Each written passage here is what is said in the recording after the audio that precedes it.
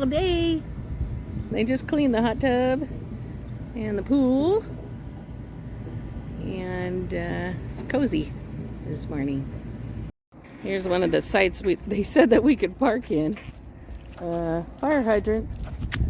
Number 2, this guy would have to move all of that stuff in order to get our slides and everything out. Site 251.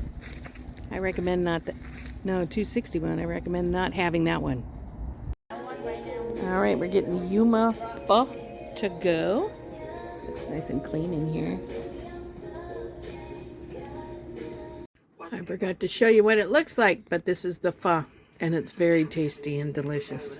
And then we got these spring rolls, and they're pretty tasty and delicious as well.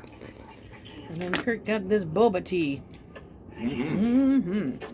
Spring rolls with peanut sauce, which is really delicious. All right, Yuma Pho is a thumbs up for us. Hi. Did you like and subscribe? Thanks!